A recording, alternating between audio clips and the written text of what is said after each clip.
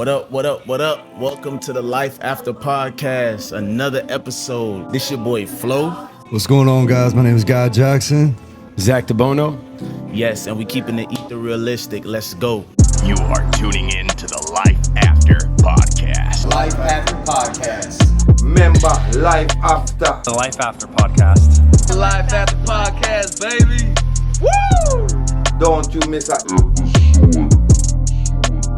What up, what up, what up? Welcome to the Life After Podcast. Oh man, I'm very excited today. I have Zack and Guy. Please let them know how much time we have tried this, and it worked, but It's worked every time, but this is third time's a charm. But we believe in you. Every time you come back, it gets better. The setup gets better. The team gets bigger. So like, we believe. You know what I mean? So My man wants perfection. That's what it is. Right. And you know what? Quality. I feel the same way because every time I come back here, it's like something new, Upgrade. new. You know, so it's good to see that people that you rub shoulders with are excelling as well too and getting better with every step, you know? For Whether it's sure. baby steps or not, as long as you're taking any step's better than no step. Every right? day, consistency. Right. So, where are we right now? We have Black Klover Kava Bar, hottest kava bar in the world. Okay, so what is kava for people that don't know what kava is?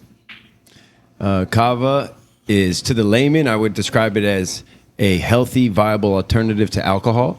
It's a root from the Polynesian islands that gets brought over here, and we kind of brew it into a drink where it reduces anxiety, kind of socially lubricates you. It gives you a little euphoria. It's a kava bar is, imagine going into like a bar, but without all the nonsense, the BS that goes along. It's a great environment. It does give you a sensation, not as strong as alcohol, obviously, but it gives you a little bit of like a sensation. And it's a viable, healthy alternative to alcohol when you want to go out and have a good time, get socially lubricated, but still Also minus the minus the hangovers. The hangovers, right? I drink kava every day. I wake up 5:30 and I can go run 10 miles the next day. So kind of tells you the difference of alcohol and kava. Right. And this is why we enjoy it. And you know what? I can attest to that myself because I did shake alcohol and took this as an alternative. And it's way more euphoric. It's way more natural. And even the vibe that the community, a kava community provides is even more, it complements it, you know? So what else do you guys have here besides kava? Because maybe some people don't want kava. What else? I mean, so basically we have kava, we have kratom. So kratom's a little different. With that, it's also a euphoric feeling, but I would say like it would be more for like some people compare it to like a pain reliever. Gives you that euphoric, gives you a head rush. A lot of times, like just to kind of piggyback off what you were saying, like people come out here, man, depending on what they drink, it's still the same vibe. Right. They come out here to catch the vibe. It's good people, good fun. There's no loud, obnoxious, I'm not gonna say drunks, but I just did. But you don't have to put up with all that. We've had a pool table, we got darts, we got everything that you would have in that same type of environment, but it's the same people every day. It's almost like a little family, you know what I mean? Like, I don't know if you've ever seen Cheers. They come in and everybody knows everybody's name. Like, That's really what it's like. So like, to go off kratom, kava, that's pretty much the two things we sell, but we have coffee, food, empanadas, different little things to if Other you're hungry. teas, other herbal botanical teas. Right. If people were just to Google kava and kratom, you'll get the worst of the worst. Just like if you Google like what's this sore on my finger, you know, it'll say you're dying. If you Google it, it gives it a bad rap. But we have somebody right now, you know, 20 feet to my left, comes here every day, drinks kava and kratom, and he works on his laptop every day doing business deals. So that's the type of vibe it is. You can drink it all day, you can feel good, but you can also work and be very cognizant and be on point and sharp. So that's the difference. One of the main differences between lubricating with these teas and drinking beer or wine or liquor. Right. So Okay, cool. And you guys are related. You guys got the brother vibe. You guys related? that's my brother Yeah, no, like I from said, another mother. That's my brother. We as far as blood, no, but like that doesn't really go too far these days. So yeah, that's my brother. Yeah. We met few years back, and kind of just like from day one, I knew he had the same vision, the same drive, and I knew he was gonna go somewhere, man. And I wanted, you know what, like, let's go. So we call each other brothers, but family, yeah, he's my family. That's good. That's good, man. Cause you guys definitely give me that type of vibe, and I think that's good for the people that's watching you guys in business. It kind of motivates them, especially me. So you guys kind of keep me in check with the people I work with and stuff too. So where did you guys meet? An office, like a work office, sales office. We were closing deals in like a room, doing outbounds and getting inbound calls for services, and we were closing deals. Okay, so you guys are brothers, business partners, and you was into sales together before this. Mm-hmm. So you guys came, y'all built a bond and came a long way. Mm-hmm. How did you guys make that decision to like because me, I'm gonna speak from my personal perspective, like it's hard for me to go in business with my friends because they don't have the same mindset. So, I mean, obviously you guys kind of shared the same mindset. Y'all saw that in each other, but how did you guys made a decision that you're gonna open a kava bar together? Really, it was his idea. Yeah, I mean, this was never like talked about. You say, how do you going in business with your friends? Well, it was kind of different because like it's not like we've been friends since we were in elementary school. Like we met and like I was already knew what I wanted, so that's why we became friends, because he was on that same path. Right. And I could just tell he was hungry. I mean, dude, you do 17 years in prison and you've been out barely at all, and like he's just hungry for life, you know what I mean? Like, and I could see it, and like we would talk every day, and then we started competing, and then we obviously at work, a good competitive vibe like that's healthy, you know what I mean? So like we'd call each other before work, hey man, are you ready to go make some money? Let's go. And over years and years of doing that, and then like we just kind of seen like how trustworthy we were. Like, I might be Trust on some BS sometime, he might be on some BS sometime, but like we're always real with each other, and like we would never do anything malicious. I can tell just what type of person he was, and like we just grew off that, and like it blossomed into, we wanted to open a business. We didn't really know what we wanted to open. We didn't really know what we wanted to do, but we knew we wanted to find our niche and exploit it like better than anybody else was doing it. And this just seemed like the perfect opportunity because like it was up and coming.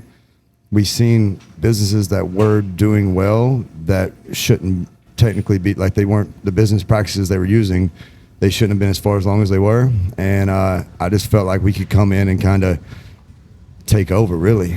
And do it better.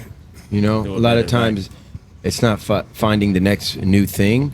It's finding something that somebody's doing and they're slacking. Like, you can improve upon it.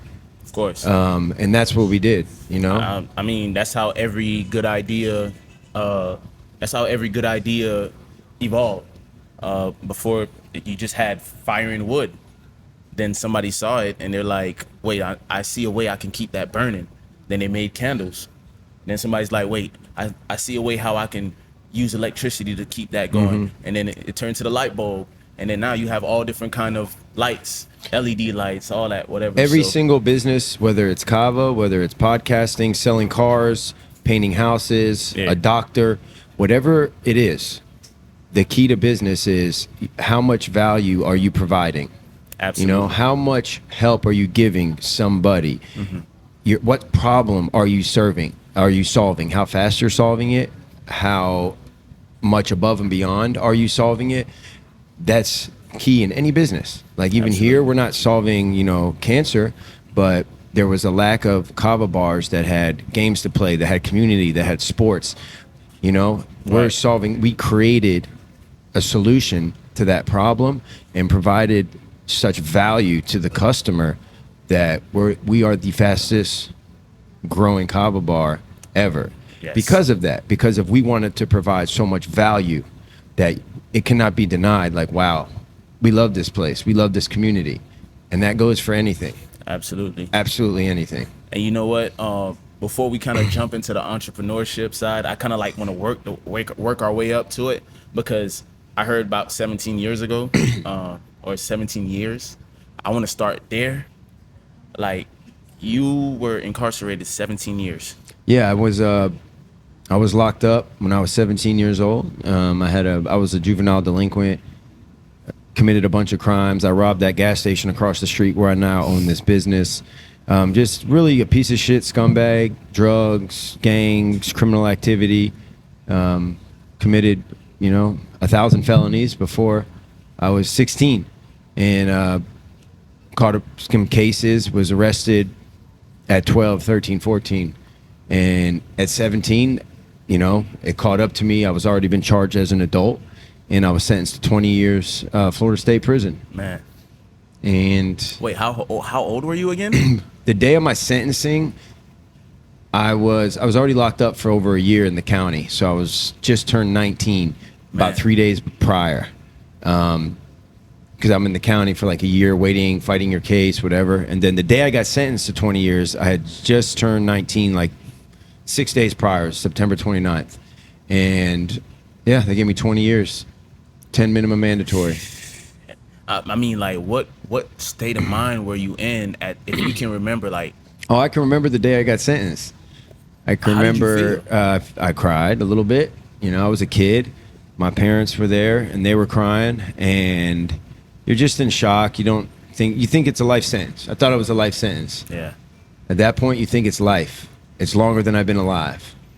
Yeah. And you're kind of hopeless. You're in a shell. Yeah. And your parents leave and you're cuffed up, and they bring you up to like a little suicide cell, meaning like it's like everything's blacked out, there's no light, and they leave you in that cell until you get shipped, because they don't want you to run around and like hurt somebody or hurt yourself. And I remember that night, it's pitch black, and I'm like, what am I thinking, what I'm gonna do? Like, this is crazy. My life's over. So the day of sentencing, it's terrible. And then, a couple of days later, you're on the bus going to prison, so you ain't got time to whine about it. You know what I mean? Absolutely. Now you're in that prison life. So, Guy, have you been incarcerated as well too? Yes, sir. Yeah. Oh, No, man. honestly, it sounds weak compared to what he just It's said. not So, weak. like, Anytime is Listen, I too need to much. hear it. when you're, I had my mom's right over there behind the bar. She can attest to this. I'd been babied my whole life. I'm an only child, and something about me, man. Like, I just didn't want to take the easy path. Like, I could have made this a whole lot easier on myself, but started selling drugs, committing crimes, doing just ignorant stuff in my teens, and let me back up. I played ball my whole life. When that was over with, that kind of like there was a void there, you know what I mean? Right. And with that void, like you hear idle time is the devil's playground. Right. So like when that void became, I started experimenting with this, experimenting with that, and like basically with opiates, anything you really think of, but I was selling them. And to kind of sum it up, basically got in trouble. I thought I was king shit. My dad paid money for a lawyer. It was a state case, and we beat it. I walk out, get out that day. I was only in the county for a couple of days, and I'm like, I'm on top of the world. Like they locked me up. They gave me these charges, and Dad came and just saved the day, and we beat it. And they just beat it because the state dropped it and the feds picked it up. So day after that, the door gets slammed in at my house, and they run in, and U.S. man. Marshals come, and had to go do a few years. And I wish I could say that was like I learned my lesson there, but I didn't, and continued to just lead in the wrong way and setting the wrong example, and like everything just kept caught up to me and multiple times. And finally, after seeing one too many friends die and seeing people that I'll probably never see again because they're behind bars for long stints of time, I straightened my ass up. Of course. And started moving the right way, started making the right moves. And now Sometimes you have to get sick and tired. You have to get pushed to the edge for you to realize you're you're actually about to jump off. You're volunteering to jump off a cliff. And sometimes you got to get to that edge to see like, oh snap, I'm about to fall off a cliff. You know, we're so curious as people. We just want to explore life ourselves. We just want to see what it looks like. Even when we know it's the wrong road, obviously everyone's warning us, but we haven't went down that road, so we don't know what it looks like. So we go in, especially in when we was arrogant and ignorant, right? When we didn't know any better. But that's just like a child. You're not gonna stop a child from striving to be free. They're gonna always touch stuff because they want to know. They want to know why mom always used the stove, but I can't touch it. Let me see. Exactly. Let me see what it feels like. Let me see what that's like. You know. So, honestly, I'm like extremely proud right now of both of you guys because you beat the odds. You beat the odds, right? All this stereotypes about a convicted felon, everything, the expectations of people, especially for the system that kind of designed this for us to be on that hamster wheel to go back in, to see that you guys are taking full advantage of all the opportunities to be successful right now, you know? Because there's plenty of opportunity. Yes, because you're speaking you're speaking and you're representing the bunch right now. Just like how a few bad can destroy the reputation of the whole organization, you guys, the few good, can also speak for the organization. You know what I'm saying? For sure. For the community. for the ex-convicts. Exactly. There's no excuses, man. None. They can do it. I hope to help inspire them to do it. Right. Because it's 17 years in prison. I had a plan that what I was going to do when I got out, and 2 months after I got out, that plan was smashed by COVID. I could have used that as an excuse to sell drugs. You know what I mean? I didn't. And it's even like that rock bottom. Everybody's rock bottom is different. When I didn't go to prison and be like, oh, I'm better. I spent years in prison robbing, doing drugs, doing wrong in prison because I thought that was my life. Mm-hmm. You know, I guess change can happen in an instant. For me, it didn't. It was like a change. Mm-hmm. And then I realized I was still flawed in this way and then pivot even more in the right direction. Because just because you're not breaking the law doesn't mean you're on the right path. You can be not breaking the law, but manipulating women and validating yourself by the women you're getting with. And then you can pivot that. Then you can validate yourself by like purely making money. And that's not the passage of a real man either. So like there's always more room to grow and to learn. And even to this day, I'm learning. In prison, I was doing wrong. I was robbing people for drugs in prison. I was using drugs in prison. I was violent in prison for years and years. And then maybe about halfway through, I realized, dude, you're getting out someday. You're going to be 35 years old. Yeah, you've been in. But the day I got out of prison, from the moment I was born, I'd actually spent more time incarcerated than as a free person. As a free man. I'm talking about when I was 1 year, 2 years. You know, it was like 18 years in, 17 years out because I did little juvenile stints. Right. But I got out. I was going to be a personal trainer. I studied all while I was in there. Within a week or two of getting out, I got my certifications. I had a lady, a friend of my family, because I didn't really have any family when I got out, but I had friends. I was sleeping on a sofa. I went from gym to gym trying to get in a job, excited, on a bicycle. I was full of life and zeal, going to every gym right around here.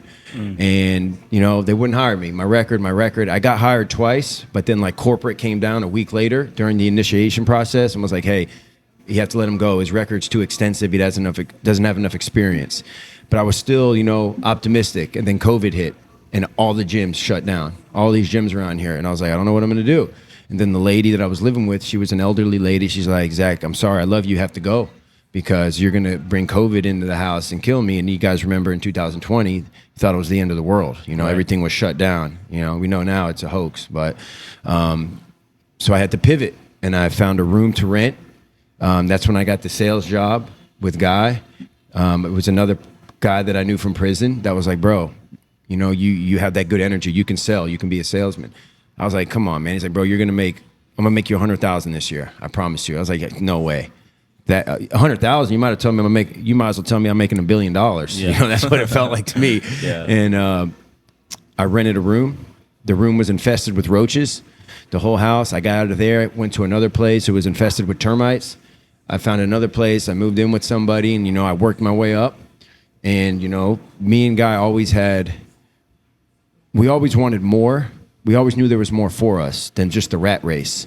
You know what I mean? We wanted to build something. We knew we had what it took to build something great. And whether it was Kava or fitness or whatever, we knew we had to get out of like working for somebody else. You know what I mean? And that's what kind of led to this. So like, let's kind of touch on the entrepreneurship thing now, because I'm pretty sure there's a lot of people who is out right now, and we're speaking for people that's in for life, people that's about to get out, and people that just got out or been out but still got this state of mind as if they are still in there.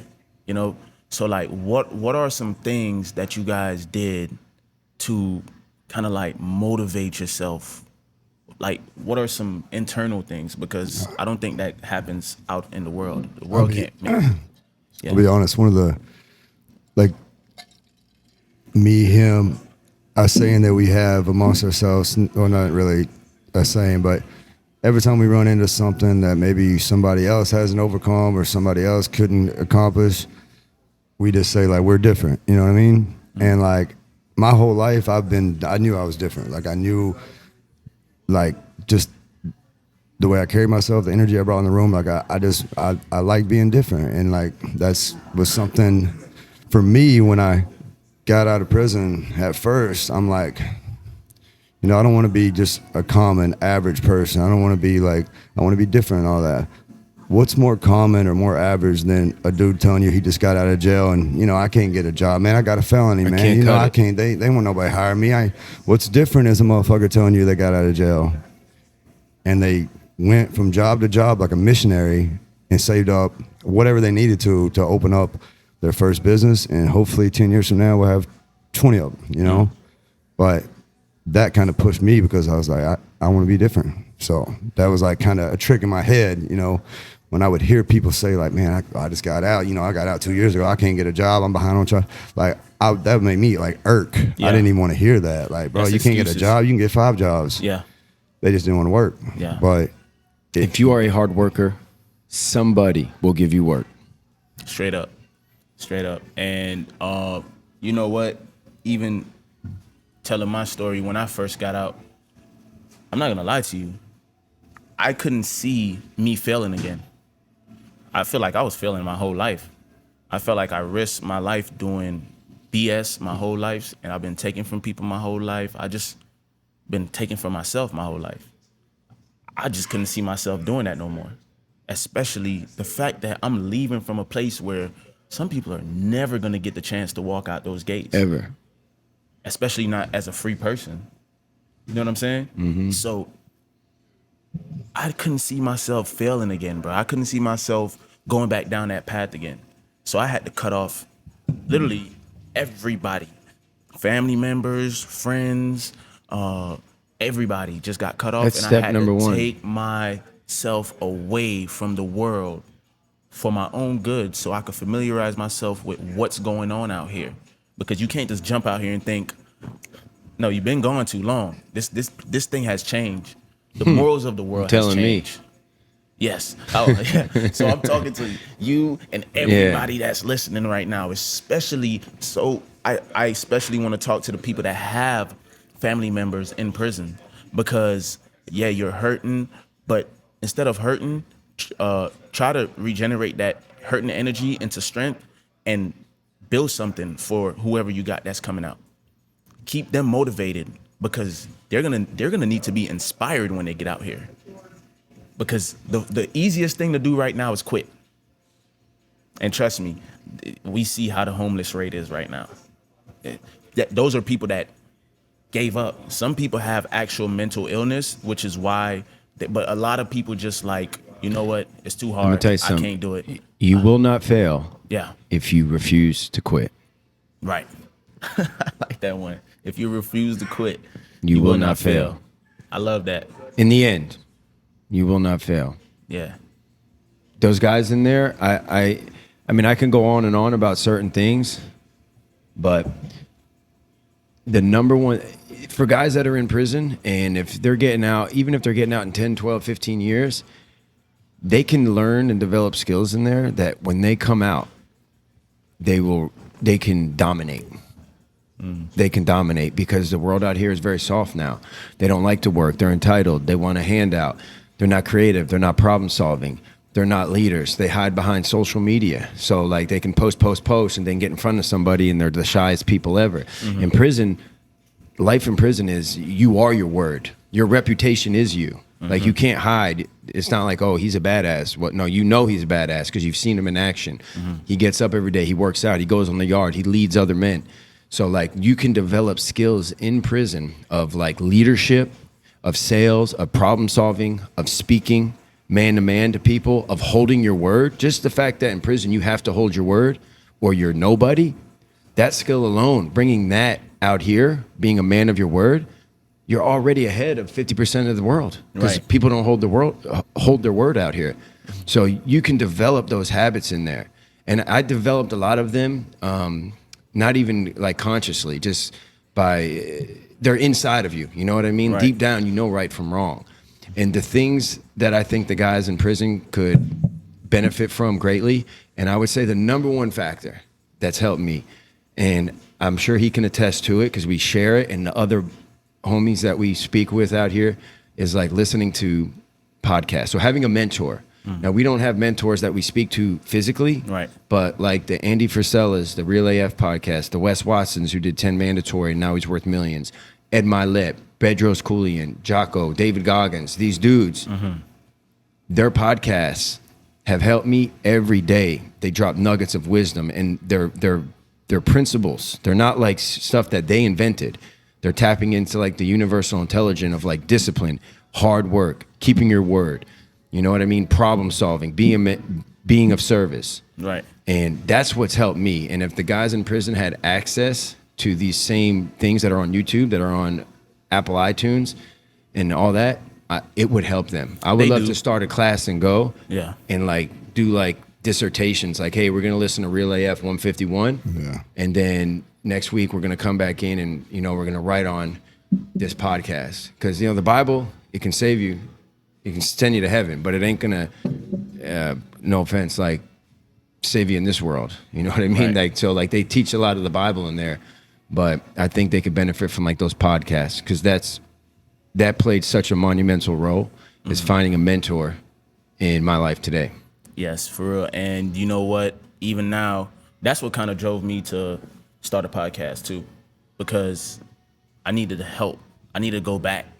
Because there's other people that still like me or like the old me, and all they needed was a little bit of guidance. Yeah. And sometimes you can be that guidance.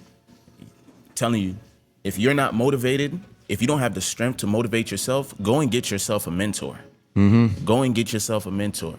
It doesn't always have to be, everybody in your life can be a mentor to you. Even people that take away from you, they teach you things. They show you things. If you learn how to take the good and leave the bad, then you will be better off in every situation because you will overlook BS and deal with the real stuff. You know, you will extract things that applies to you and leave things alone that's no good for you. You know, even if it's good information is always good for storage, you know, for whenever you need it. But focus on your path, identify what it is your, not passion, because passion can be seen, purpose, and then apply passion to your purpose. I like that. And then I'm telling you, things will not go wrong. It's just how the world works. Small things will go wrong. Small but things. The bigger picture is always going to be. It's going to manifest. You know what I mean? You know what? It's perceptions. You think it's wrong. That's all you can see in your mind. You have been trained to see it as wrong. But if you focus and have faith in the big picture, if you can see the big picture and move towards the big picture, you won't see the things, the small things. The little things are just lessons. Come on. Yeah, man. They're like, you learn. Yeah. You had to like let go. I had to let go of like my ego on a lot of stuff. And me and Zach kind of helped each other for like the first year. This is like 3 years ago, but like the first couple of years, like we would send each other little clips of so and so. We heard this. We heard Jocko, like he said, Andy Frisella, Joe Rogan. Like I used to be the type where like, bro, you couldn't tell me shit. Like I know everything, and like I ain't even gonna listen to another man because like it's his opinion. Unless he thinks the way I do, then he's wrong. Right. Yeah. Bro, I was wrong as fuck. I had to find somebody that had what I wanted, and that's what they tell you to do. Find a mentor that has what you wanted. But I was the type where I'm like, I ain't listening to no other man. If I can't figure it out, I just fell. Like my pride was too big. But obviously, I was doing something wrong because I wasn't getting anywhere for 25 years. So I would build up and then I'd lose it. I'd build up, and it was a cycle. And started listening to people that actually had what I wanted, like financial freedom, a business. You know what? Like me and him spoke about it the other day.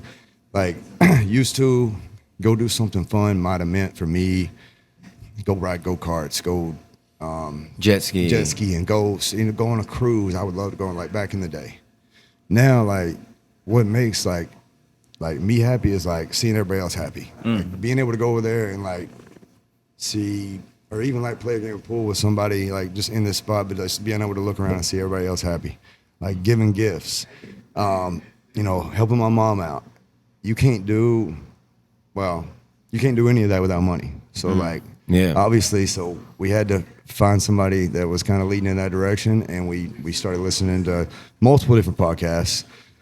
But mainly for like a year, we were stuck on Andy Frisella, which is like a G. I recommend it, man. Real AF. Anybody that's lost on insight, entrepreneurship, life, and like personal it's development, just all around good. It's good to listen to.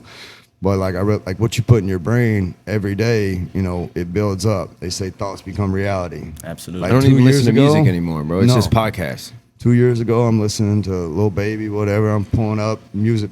Like thoughts do become reality. So like whatever you're thinking about all day, whatever you're listening to, become like you manifest that shit. That. So like when I started. I listen to music when I'm in the gym, you know what I mean? Yeah, but like for the most part, everywhere I go, I'm trying to learn because like you said, like I knew I wasn't gonna fail again. Well, I'm be real, bro. It's just perspective and point of view of how you look at it because like I'm gonna fail again, you're gonna fail again, but we're gonna look at it as lessons rather than like I failed. Like you actually won because I learned something from that. Yeah. Of course. So like it's perspective, the way you look at stuff. You gotta learn changes how to as you win. get older. Absolutely. So you know what? I got a question now. So you said something earlier, and it sounded so selfless. Like you sound like you wasn't thinking about yourself. You said the things that make you happy now is just seeing other people happy, and helping others, and giving gifts and things of that sort is what makes you happy now. It sounds like you just excluded yourself from the picture, because if you always thinking about yourself, you're gonna be thinking about what makes me happy, what I like doing and what I could get out of this. And but that's not really what made me happy, though. That's what I'm saying. When I thought like that, when I had a mindset like that, right, I thought that whatever I was doing that day, I thought that type of stuff made me happy. But like going and getting on a jet ski was very temporary. When I got off the jet ski and I'm walking back and I'm getting in the car and I'm like, damn, I just paid however much for that jet ski and now that time's over with, and now I'm even in a worse spot than what I was before I got on the motherfuckers. Right. So for me, like I had to change, bro. So like I've had everything, dude. I was spoiled my whole life.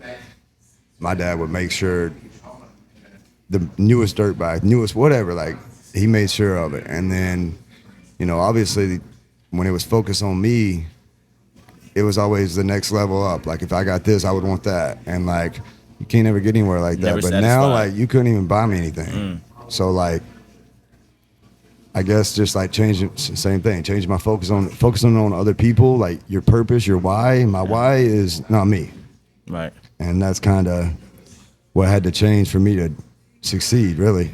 Absolutely. So where do you see, what plans do you guys have to go further, like from here?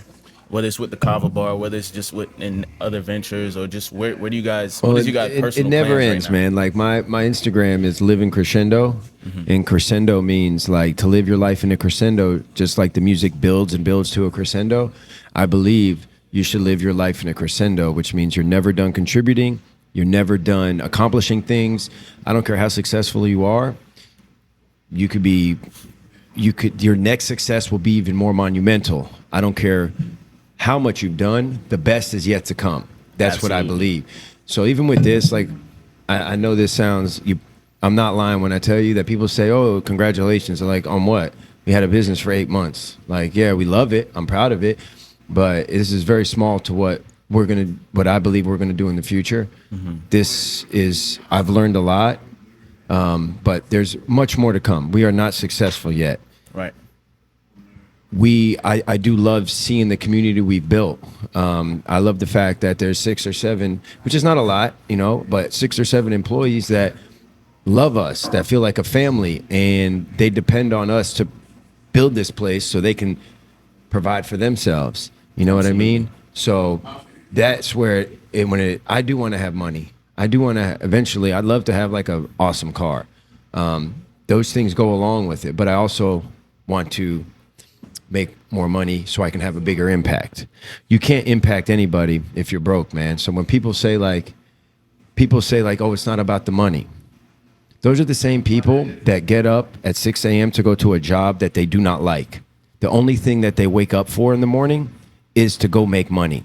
Right. Those people who say it ain't about the money, but they hate their job, yet they go and wake up early every morning to go to a job they hate to make money. So they're lying. It's not only about the money. Money provides you with greater influence and a greater impact. A broke motherfucker can't help anybody. He can give advice at the bus stop.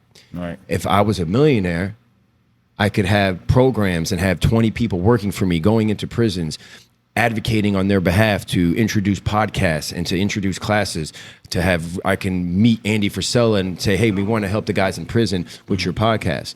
The more money I have, the more impact I have, the more people I can help. So that's why, like, when people say it ain't about the money, it is about the money, but it's about what the money can provide you. There is some people that, want to make a lot of money to have a yacht that just them and their family go on. That's not it for me. We would love to. I want to get into personally like coaching, helping people, helping the guys in prison, helping people out here, because I'm a coach every day, man. You're in here. I coach you. I coach my employees. I coach Guy. Guy coaches me. Everybody here is a leader in their own way. I want to really help people level up and develop habits. So I want to build a coaching program. And of course, if the right opportunity presented itself, we'd like to open up more of these places too. You know what I mean? Black Klover is a great brand. We just don't want to dilute it by going like corporate. You know what I mean? It's not McDonald's, man. Yeah. It's a family. So like, if the right opportunity arose, we would definitely grow this business as well. Right. And what does it cost to start a business like this? I mean, it could be as little as 25, 30 grand. It could be, this costs us about 100 grand, and it's worth every penny. But there's businesses that are cheaper. There's businesses that cost 500 grand. Right. You know what I mean? It all depends. You can start a business tomorrow, man. Like, if you have an idea to solve a problem, you can market it and you can start a business tomorrow. There's no excuses. Right. Don't wait for the perfect conditions. We didn't wait for the perfect conditions. We didn't know a lot about this business. Guy knew more about it than me. I knew nothing about Kava and Kratom other than I drank it a couple times. And he would always say, we're different, we'll figure it out. And I'd be in a panic, like, but what about this? What about this? You know what the best way to learn about business is? To do business, bro. Not to go to business school. You know what I mean? The conditions will never be, get in the game. The conditions will never be perfect. Mm-hmm. The conditions will, if you're always waiting for the perfect plan and the right conditions to execute, you will never get anywhere. Right. You need to get out there and get your hands dirty and learn. And you might fuck up and fail. And you learn that lesson, you store it, you move forward. And you continually to do that, stacking those W's. The perfect conditions do not exist. Procrastinators get fucking nowhere. Right. And just to be honest, like, I knew we would all figure it out, but like he says, I knew a lot more than he did. He didn't know much. I sold him on it, but I didn't know shit either, bro. I swear, I would try to whatever concern it was, because like I would be worried about it as well. But he would bring up, what about this? And I would look into it, and the next day I come back and be like, well, we can. And you know what? Like, there's always an excuse to not start today. You know what I mean? Like, If we would have waited, we would still be waiting right now, and we would have missed out on this building, and we'd have missed out on all these people that we love, and like, you know what I mean? Right. So like, I didn't know anything about the business, but I knew about like leadership, and I knew that my whole life I've been on teams, and like I know how to lead people. I know how he leads people, and I know how on a daily basis, like I attract, you know, what I'm, you know, I attract good people, man. Like we try to Your keep vibe attracts your tribe. You know what I mean? And our vibe has attracted, you know, thousands now. So like we want to just continue to grow this. But yeah, there's never ever going to be a right time to do it. I remember at 1 week, like when I finally talked him into doing it. Once I talked him into doing it, then it was like me trying to slow it down, because like almost like he was a little nervous, didn't really know what we would need to find out. And I was nervous about it too, but I didn't really know that he would be so gung-ho about it like that quick. So like when he when he'd make the flip to like let's go look for spots, and then we got a realtor, and then like I seen the realtor had a folder and it said Black Klover. We made up the name and like it had Black Klover. I'm like, damn, this shit's happening. It's and real. like, we just kept, and like I was nervous, dude. I've been nervous up until like the last 4 months. I can breathe a little bit, but like, because I never know if like, what if it was a fluke, and like, we come in today and it's all those customers don't come. But I'm realizing like, you just keep doing the right thing, keep your creative minds like moving, change stuff. When people come in, they see something new every single time. And I promise you, the next podcast you do here, you're gonna be blown away. By this wall we right got here. murals coming in, and like. But yeah, there's never going to be the right time. I just wanted to interject and say I didn't know anything about this business. Yeah, it he don't knew matter a little bit, how but much. This is the funny thing about it. It don't matter how much. It don't matter how much research you do. It don't matter how much books you read. It don't matter how much coaching you get. Yeah. If you don't get into that field yourself, because remember, when they're breaking it down to you and they're telling you like, get an LLC, get your EIN. Start a business bank account. Do this. Nobody told me how to do that. Listen, even if you could Google that shit, you're gonna find out that there's more little things that you have to do in between that, and nobody's gonna break that down to you. And then, bro, you know how easy it is to get overwhelmed these days. Because remember, you already have a life that you got going on that you're trying to use to support what you got. Oh, so trust that's me. already We went broke time-consuming. doing this. Yeah. We walked into this building. I wish maybe you can get a shot, but like this was empty. And we were like plumbing, electricity, water, bar, like we didn't know what. I was like, bro. And I think it was Guy said it. He was like, just think of one little piece at a time. And, you know, like it can be overwhelming, man, when you think of the bigger picture. Absolutely. So the key is, okay, what can I do today? What are we doing today? What are these 5 things we're going to do today? And you stack those wins. If you stack 4 or 5 wins a day, every day, and stop trying to hit a home run every goddamn day, that's what the great in business do. People don't get it twisted. People get lucky. They do the crypto startup. They get millions. Guess what? I don't even believe in that. You're never going to catch a break. You're lucky to be alive. So that's the break you caught. You know what I mean? Stack those wins every single day and work hard. And that's what we did. We knocked this out. We knocked that out. We figured it out. We asked somebody. And then 99.9% of the time, if you're truly like a good person with the right intentions, somebody's going to help you. They're going to, oh man. Somebody's going to help you. Definitely. You know what I'm saying? And people come in here and they just say like, bro, it's you got great energy, man. It's the vibe. There's 50. We did not know this. We knew about 5 kava bars. Bro, there's 15 kava bars within 10 miles of this bar. Right. People come here and they're like, bro, you guys like changed the game. Like you guys were like the cool kids that came in and like made it cool. Like everybody's welcome. Like they say, man, they talk bad about every kava bar, but I've never heard a bad word about you guys. You know what I mean? And that's because we honestly and truly like love this place and we want to support all the other communities too, and we just want to make this our home. You know, you can, if you think about the money first in business, you can make money. There's people that do that. Those greedy motherfuckers on Wall Street and whatever, you know, more power to them. I don't believe that's going to work for me. I believe the best way to do business is to think of, okay, how can I help? How can I create something useful? Value. How can I create something of value? You know what I mean? to me, that's the key to business, man. How can I provide a lot of value, and in return, that person is going to provide me with their trust and their loyalty over time? You know what I'm saying? Okay, so it's funny because I have a saying. It's I forgot who I heard it from, but it says, "Strive not to be of a success, but rather of value." Hit home, and I want to ask you a question. Like, is it safe to say that you'll give, or you needed to go to prison? Did you guys need to go to prison? Did you need that time out? Not only did I need to go to prison, I needed the time I got. Yeah. I didn't get right till 10 years, bro. Imagine you get sentenced to prison and you're robbing people. So in prison, you go to see your family at the visitation park. They bring you little balloons of drugs. You swallow them, or you stick them in your butt. It's like a balloon that's airtight. You go back to your dorm. You sit on the toilet and shit the balloon out. Pop it open, and it's filled with heroin or coke. I've been the guy that when the guy comes back from the visitation with a knife, robbing them for the drugs. So like in prison, doing this same thing, robbing people.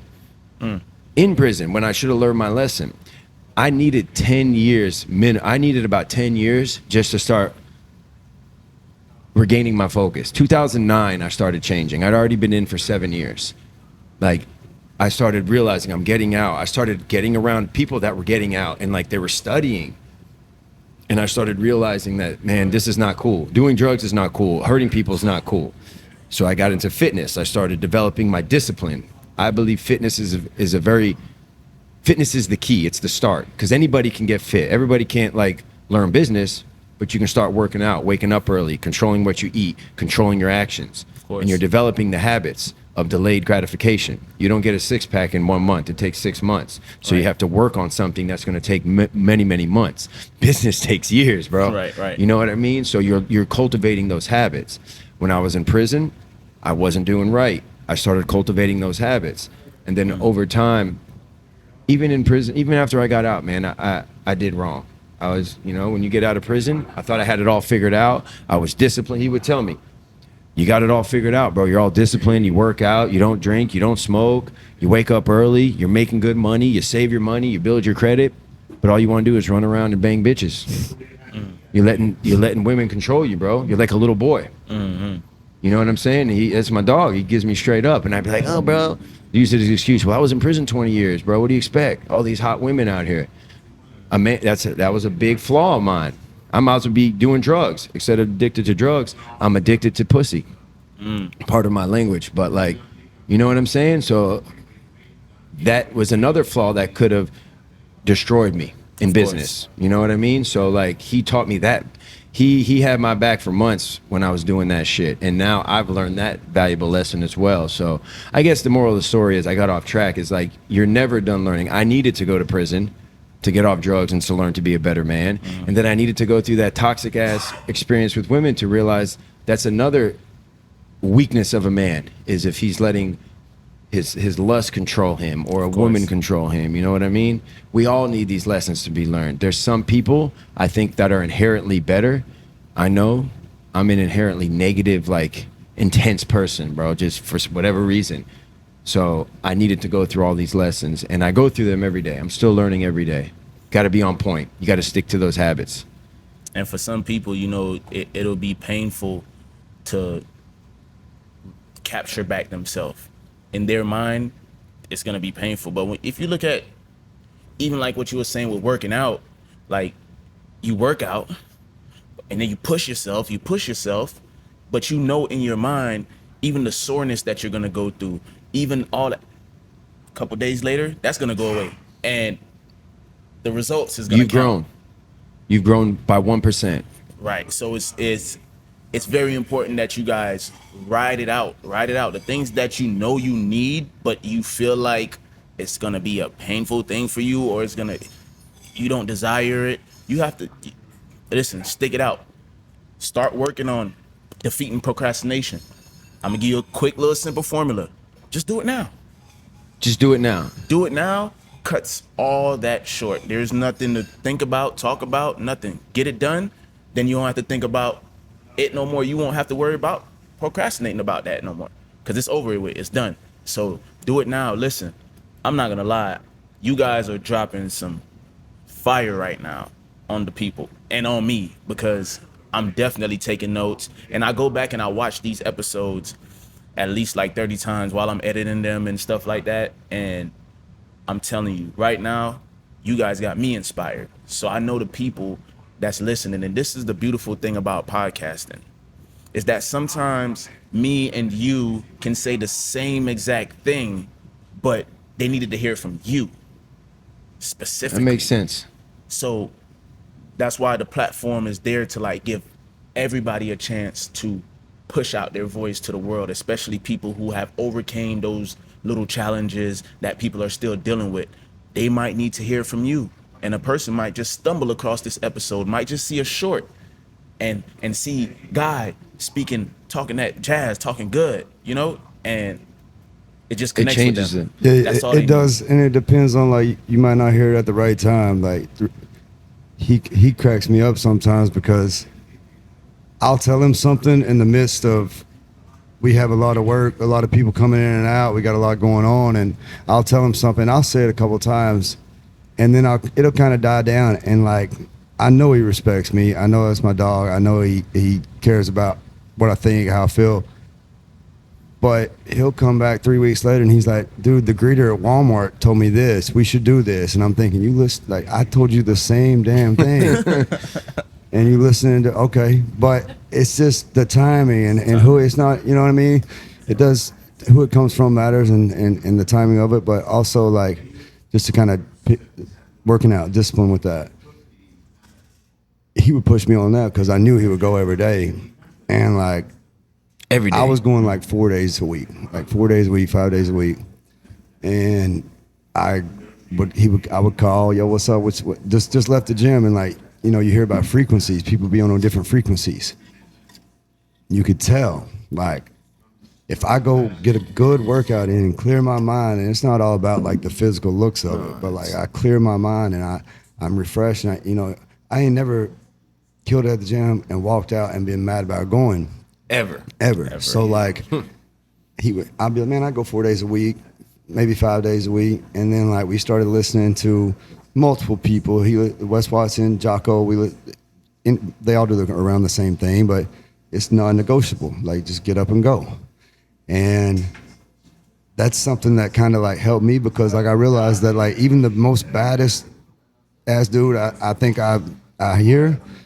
Like, he don't always go and kill it at the gym. Sometimes he goes and he just gets on the treadmill and he goes home, but he went. Gets his frequency up. But he went and he gets his frequency up. And so I'm kind of just trying to go every day. Dude, I try to make it every single day. I may have missed 5 or 6 days in the past 8-9 months, but like I sit in the sauna, go, and like it's a frequency thing for me, because when I walk out and I like encounter other people that didn't just go get a killer workout, and like I can tell like, they're just not on the same level They're at that lagging. point in time. At They're that lagging. moment. It's like they got brain fog. Like they're not hitting on all cylinders, and that's something that he's pushed me to do over the past couple of years, just because I don't want really anybody having too many legs up on me. So like we compete with that, but that's healthy. You know, I mean, if that's the worst thing you're doing, you're gonna do fine. You're gonna do just fine. I believe every person should work out, man. Like, just because you'll be on a higher frequency. I urge all of my customers, my employees, even though like I'm like, my girl's a trainer, I'm a trainer. Like, we hold fitness events here. You know what I mean? Like, I believe you don't have to be a power lifter. You don't have to be David Goggins and do an ultra marathon, but like every single person should exercise physically. Of course. For their health, for their mind, for their body. I just feel like it sets the example. If you're lacking like in a purpose, like some people's purpose is to like change the world. I don't know if that's my purpose, but I do know that your purpose is to be the best version of you. Of course. And then give that person to the world. Just imagine if every person did that. Tried to be the best version of themselves, physically, mentally, spiritually, financially. Absolutely. And then give that person to their loved ones. Set the example. That could just be your only purpose, is that to develop yourself to such a high level that you inspire others. Absolutely. And then they want to develop themselves to inspire others, for their children, for their brothers, sisters. So that's what it's all about to me. The better I am, the more I can serve you and inspire you. Of course. You know what I'm saying? And you know what? Whenever you guys get the chance, go watch that first episode. We actually just released yesterday. So my boy, he's a co-host on the episode. He said something kind of similar, but in his own words. So you was talking about timing, and he said also to add on top of that, it could be credibility as well too. And then it ties into what you was saying about, like, no one want to listen to a broke person. Bro. Nobody want to listen to a person that you're not even an example of what you're not even an example. How you gonna tell me? If I listen to you, am I going to be in your position? You know what I mean? Dang, that was lit. He said, if I listen to you, am I gonna be in your position? You know, like Yeah. you can learn from anybody, Right. but it's hard to listen to somebody that's broke, out of shape, lonely, and you know what I mean? Like, why should I listen to you? Why are you even Absolutely. talking? You should be listening to me. You know? No, and I know that sounds arrogant, Nah, that's but facts. you know, I've done more in 3 years than most people do in 20. So I tell people, like, you're right about that, man. Like, if it's sometimes like Guy would tell me stuff, but maybe because it's familiarity. Not that the greeter in Walmart I really listen to, but like if Wes Watson or if, you know, somebody who's a business owner tells me something, I'm gonna be like, yep, Of you know, course. because it's your reputation, your credibility. You're right. Like, Yeah. that's why, like, I want to go back to the prisons. Hey, I did 17 years. No paycheck when I got out, like sleeping on the sofa, but I did it. So speaking of prison, let's kind of like dive back into that world right there. How do you feel about the system? How do you guys feel about the system? I remember we asked this. You asked me this. Yeah. And my answer is not the politically correct one. Like, prisons need to exist. There's bad people out there. I needed to go to prison. I think they could have more rehabilitation in the prison, more programs, better programs. Like, not like, you know, the reason why there's a lot of Christian programs is because the Christians are the only ones that are going to like set those programs up, you know, the religious programs, you know, but like that necessarily doesn't give them the skills to survive and thrive out here. So like the laws and shit, I don't have a problem with the laws. I think most of the laws are pretty correct. Some may be off, like you get caught with 5 pills, you can get 10 years in prison. No, but like the violent shit for me, I needed to go to prison. But I think there should be better systems within the prison. The money should be allocated instead of building more prisons to creating better programs to educate the prisoners Absolutely. in modern day society. You know what I mean? Like more fitness classes, more educational about like sales, leadership, instead of like, you know, fucking Christian programs and stuff. But that's my opinion. How you feel about the system? I mean, yeah, it's more about like, is it actually helping people? And I think that there's maybe some that do. I think that it depends on who's running what prison, where it's at, what, you know what I mean? Like what's behind it. But like, if there was something in there, and like maybe if it even starts with something like, I know they do this, but like Zach's saying, like coming in and giving all these people, you know, mentors to listen to and telling them, and like it coming from somebody that did enough time that they're like, okay, like this dude, you know, why would he lie to me? And maybe just the reform normally don't happen. A lot of people go in, they give out, and then it's just like a cycle, and you know, we're never going to get rid of like most of these laws. Right. Like he said, they're, for the most part, I don't have a problem with them. It's just like, are we actually helping people or not? And I know like even where Zach was at, like he said he needed to be there, he needed to go. Where I was at, I needed to be there, I needed to go. Like, so I can't really, if it wasn't for that, I probably wouldn't be the same way I am right now. I probably wouldn't be able to run a business. I wouldn't probably. So like I needed to go when I did to learn certain lessons. But when I got in there, it is even more robbing, even more killing, even more drugs, even more. So like, it's not like what people think. I would say, just like people are like, you got 10 years and you just got out and you've been out for a year, so you've been clean for 11 years at least. Nah, dude. No, people bro. been getting high the whole time. More he's in drugs there. in There's prison more than there there is out outside. here. More So- people are using in there than out here. It's crazy. Yeah. And that's why a lot of people come out way worse than what they were. Yeah, of course. And at that point, now they're in there and they're around a bunch of people and they're learning even more, criminal stuff to do when they get out, and it gets even worse. So like really just like there's got to be a way to make it like to where everybody can succeed in life when they get out and they're not just stuck in a trap. And I feel like that's what it mainly is to some degree.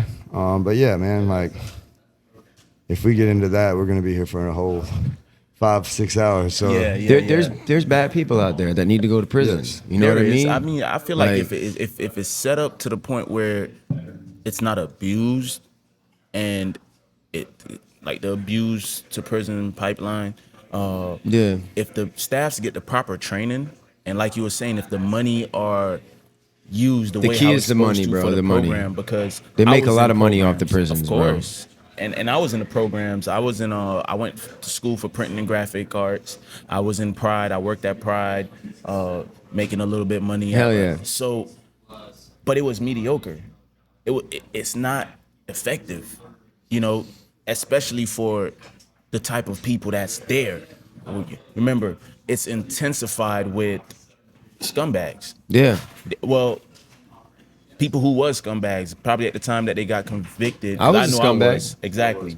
So at that time, so if you're trying to punish these people with the intent of them rehabilitating and to learn from what they did, but it's not, I don't feel like that's the intent of why they're sending people away, is to keep keep the money flowing. Yeah, it's huge. In Florida alone, I could be wrong, but it's either the second or the third biggest like economy after like tourism. I think it's the second after the second tourism. income. Source of income. For like source of income. There's like dozens and dozens of prisons. And they build these big complexes, and there's like a lot of controversial stuff that's going on. It's like families that like are wardens here and here. But the thing is, even when they teach like carpentry and HVAC in these prisons, at least that I went to, I was in like 10 different prisons.